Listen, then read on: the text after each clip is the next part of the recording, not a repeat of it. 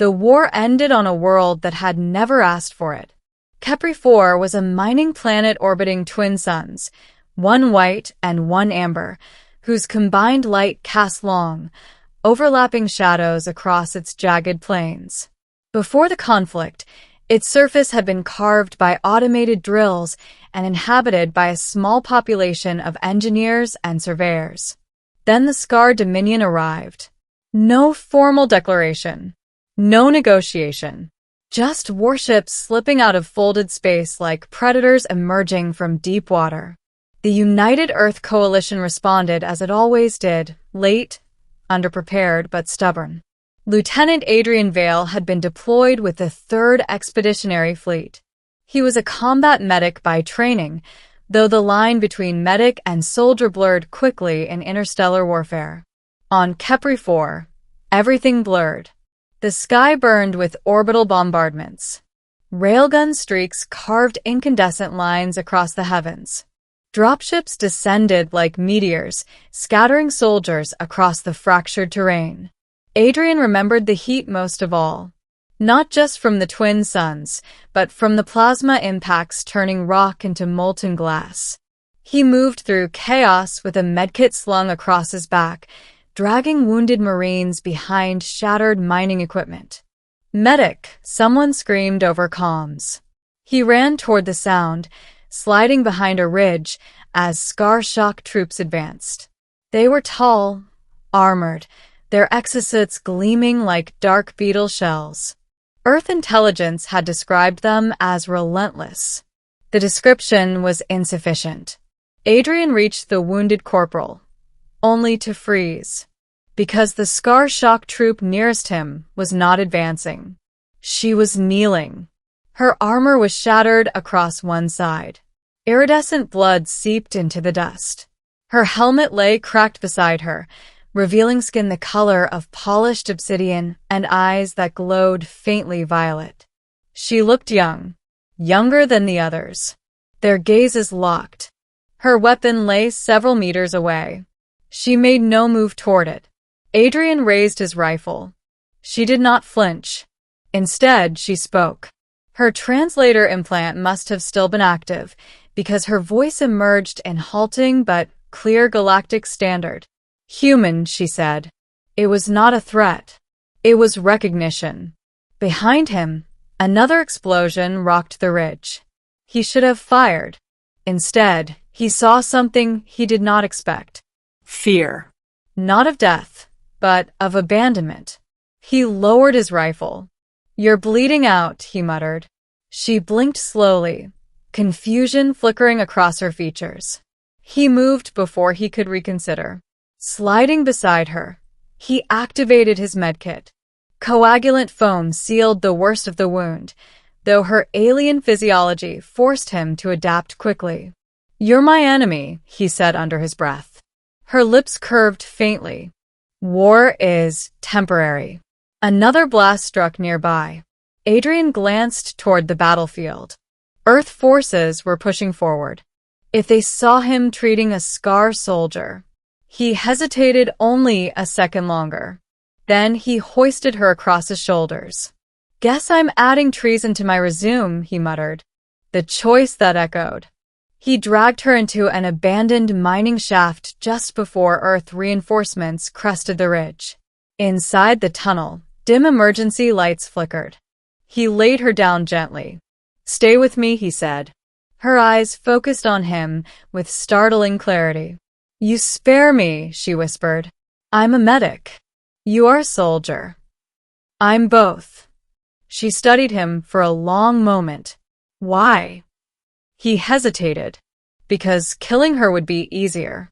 Because he was tired of watching people die. Because something about her expression refused to align with the image of a faceless enemy. "Because you're alive," he said simply. The corners of her eyes tightened, as if the answer surprised her. Distant explosions echoed through the shaft. Her breathing steadied under the stabilizers. She reached out suddenly, gripping his wrist with surprising strength. "If I survive," she said, voice barely audible, "I will remember." Adrian almost laughed. You won't even know my name. I will. Her grip loosened. Moments later, Scar retrieval forces descended upon the battlefield. Adrian retreated before he was discovered, leaving her hidden deeper within the shaft where her own people would find her. The war on Kepri 4 ended 3 days later. The Scar withdrew. The planet was left scarred and half-abandoned. Adrian never saw her again. Middle. Years of silence. Peace between Earth and the Scar Dominion came uneasily. Neither side had won. Neither side had lost enough to continue. A ceasefire became an armistice. An armistice hardened into fragile coexistence. Adrian left the military 2 years later.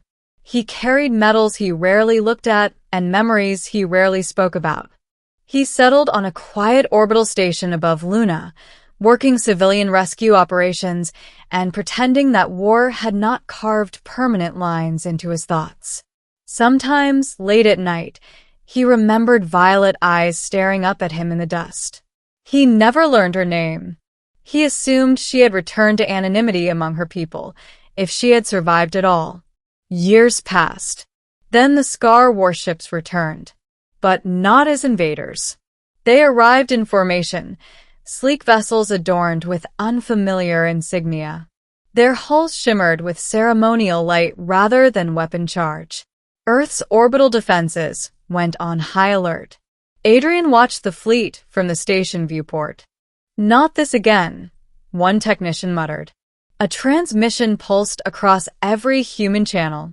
A single image filled the screens. A throne room of dark metal and flowing banners. And upon a raised dais, her.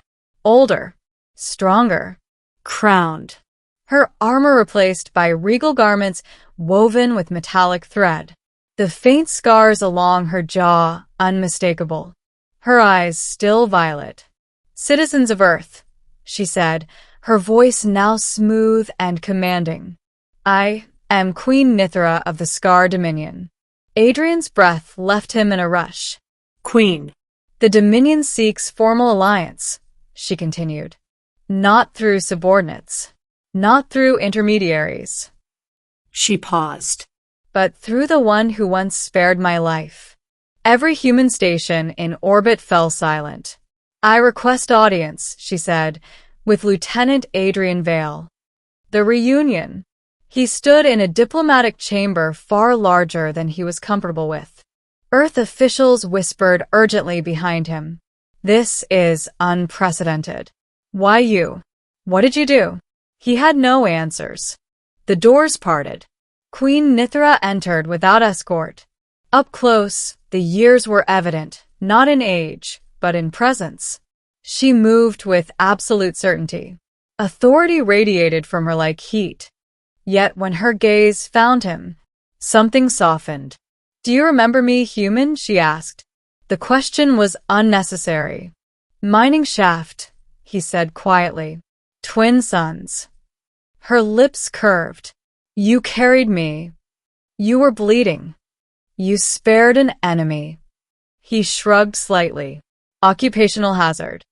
A faint sound escaped her, almost laughter. The diplomats shifted nervously. Nithra stepped closer. In our culture, she said, her voice lowering, a life debt is sacred. Adrian's stomach tightened. I didn't save you for leverage. I know. Her eyes held his steadily. That is why I returned. A queen's burden. Private talks followed. Nithra dismissed her generals. Adrian insisted Earth's council remain. Transparency mattered. You rose quickly, he said during one session.